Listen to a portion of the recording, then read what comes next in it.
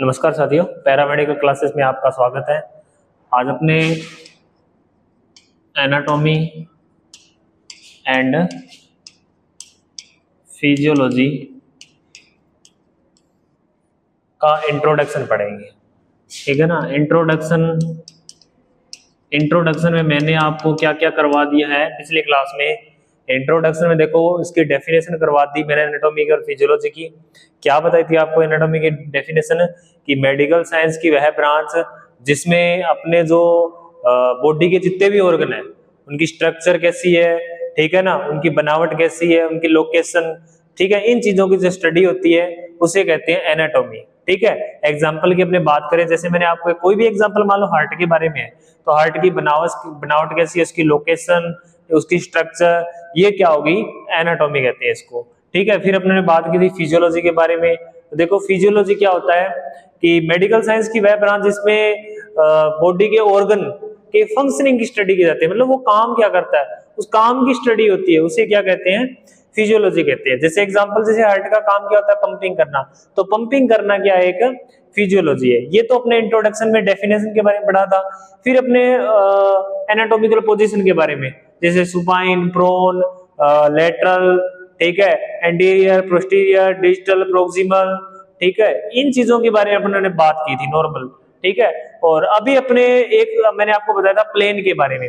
Plane के कौन कौन से होते हैं, जैसे सैजिटल प्लेन हो गया, कोरोनल प्लेन हो गया, और एक्सियल ट्रांसफर जिसको प्लेन बोलते हैं, एक मिड सैजिटल प्लेन हो गया, ये हो गए इसके प्लेन, ठीक है ना। ये चीजें एक मैंने बताया था आपको मूवमेंट के बारे में, बॉडी के अंदर मूवमेंट, मतलब मूवमेंट होती किसमें है, जॉइंट में तो मूवमेंट होती है। तो मूवमेंट मैंने flexible, flexion, extension, rotation, circulation, ठीक है, और सुपाइनेशन, प्रोनेशन, ये मैंने आपको मूवमेंट बताई थी। अभी जो अपने पढ़ेंगे वो अपने सबसे पहले बात करेंगे बॉडी रीजन्स के बारे में, बॉडी रीजन्स के बारे में, ठीक है। ये जनरल नॉलेज की बातें हैं, ये मतलब एनाटॉमी स्टार्ट करने से पहले अपने को ये चीजें पता होनी चाहिए। तो बॉडी के कितने रीजन होते हैं, रीजन मतलब एरिया, क्षेत्र। तो बॉडी के कितने रीजन होते हैं, दो। कौन कौन से होते हैं, एक तो होता है एक्सियल रीजन, ठीक है, पहला। दूसरा होता है अपेंडिकुलर रीजन। अब एक्सियल रीजन, अपेंडिकुलर रीजन, अब अपने को ये चीज पता होना चाहिए कि अपेंडिकुलर रीजन और एक्सियल रीजन है कौन सा, ये क्षेत्र है कौन से, इनको अलग अलग नाम तो दे दिया, अपने को ये चीजें पता होनी चाहिए। तो देखो एक्सियल रीजन में कौन कौन सा बॉडी का पार्ट आता है, तो कौन सा आता है, एक तो आता है हेड, नेक, ठीक है, और कौन सा आता है थोरैक्स, और कौन सा आता है अब्डोमन, और कौन सा आता है पेल्विक। ये सारे जो रीजन्स है, मतलब ये जो बॉडी के ऑर्गन है, इसके अलावा एटसेट्रा, वो मतलब आप ऐसे मानो कि अपर लिम्ब और लोअर लिम्ब, हाथ और पैरों को छोड़ के बाकी का जो बॉडी का जो पार्ट है वो एक्सियल रीजन है। उसके बाद में अपने बात करते हैं अपेंडिकुलर रीजन की। तो अपेंडिकुलर रीजन में कौन कौन से रीजन, मतलब कौन कौन से बॉडी का पार्ट आता है, मैंने अभी बताया आपको। एक तो आता है अपर लिम्ब और एक आता है लोअर लिम्ब। अब अपर लिम्ब लोअर लिम्ब क्या होता है, अपर लिम्ब का मतलब अपने जो हाथ, मतलब ह्यूमरस, रेडियस, अल्ना और कार्पल, मेटाकार्पल और फेलेंजेस, ये तो आगे अपर लिम्ब के। लोअर लिम्ब कौन कौन से हैं, ये पैरों वाले, जो फीमर, ठीक है, टिबिया, फिबुला, टार्सल, मेटाटार्सल और फेलेंजेस। तो ये जो ऑर्गन है, ये जो दोनों लिम्ब है, ये अपेंडिकुलर रीजन के, ठीक है। एक तो हो गया एक्सियल रीजन, एक अपेंडिकुलर। इसी प्रकार अपने जो स्केलेटन सिस्टम पढ़ेंगे वो नाम आएंगे एक्सियल स्केलेटन, अपेंडिकुलर स्केलेटन, ठीक है। तो ये वहां पे भी नाम आएंगे, वो भी यही एरिया होगा, सेम का सेम, ठीक है ना। तो ये चीज आपको ध्यान होनी चाहिए इस चीज के बारे में। अब नेक्स्ट अपने बात करते हैं इन चीजों के बारे में। अब इसमें एक अपने ना बॉडी का जो अब्डोमेन के बारे में स्टडी करेंगे। अब्डोमेन में अपने बहुत सारे बॉडी के जो डाइजेस्टिव सिस्टम के सारे ऑर्गन, किडनी वगैरह जो सारे, तो अपने अब्डोमेन कैविटी के बारे में अच्छे तरीके से पता होना चाहिए। तो अब्डोमेन रीजन की बात करते हैं, अब्डोमेन रीजन, ये इसके बारे में जानना अपने को बहुत ज्यादा जरूरी है। देखो अपने एक इस प्रकार, ये देखो आप ये मानो ये पूरा क्या है, अब्डोमिनल रीजन। अब्डोमिनल के कितने रीजन होते हैं? 9 पार्ट है। ये मानो कि ये बीच वाली ये क्या है, नाभि, अम्बलाइकस। तो इसका क्या नाम हो गया? Umbilicus region. ठीक है, ये हो गया एपिगेस्ट्रिक रीजन। ठीक है, ये कौन सा हो गया? Right hypochondriac region. ये हो गया लेफ्ट हाइपोकोंड्रिक रीजन। ये हो गया राइट लंबर रीजन। ये हो गया लेफ्ट लंबर रीजन। ये कौन सा गया? Right iliac region. ये हो गया left iliac reason.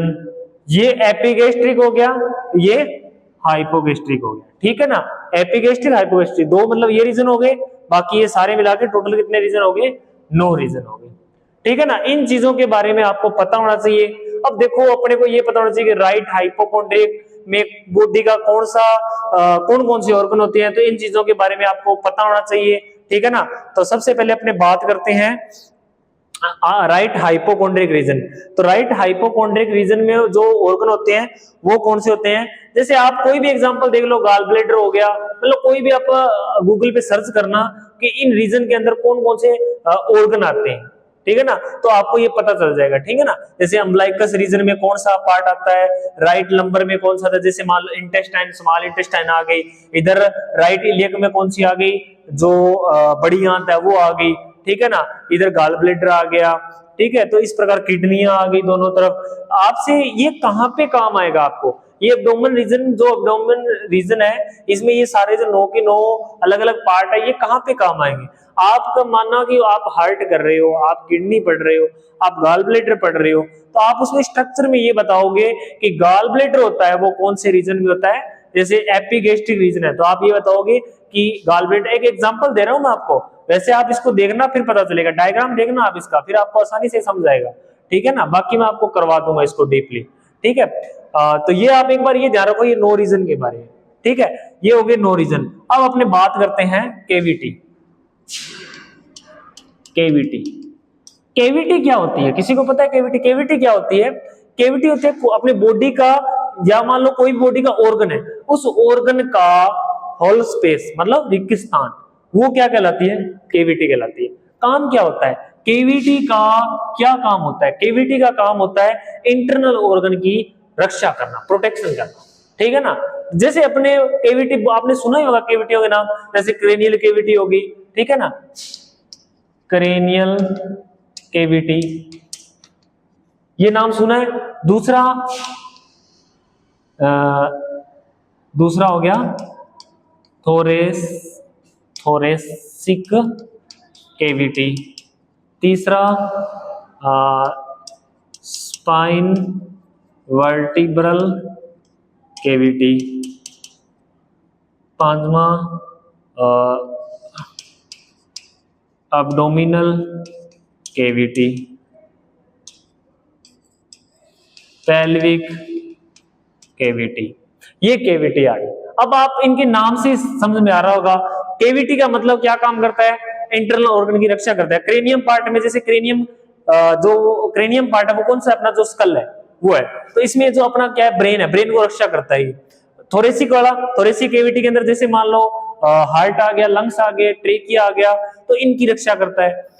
Spinal vertebra में वर्टिब्रा कॉलम आ गई, स्पाइनल कॉर्ड आ गई, इनकी रक्षा करता है। अब्डोमिनल केविटी में जैसे स्टमक आ गया, स्मॉल इंटेस्टाइन आ गई, मतलब बहुत सारे ऑर्गन है इसमें। तो अब्डोमिनल कैविटी में जो अपने पाचन तंत्र में जो काम करते हैं वो सारे, मतलब अब्डोमिनल के एरिया में जितने भी ऑर्गन है उनकी रक्षा करता है।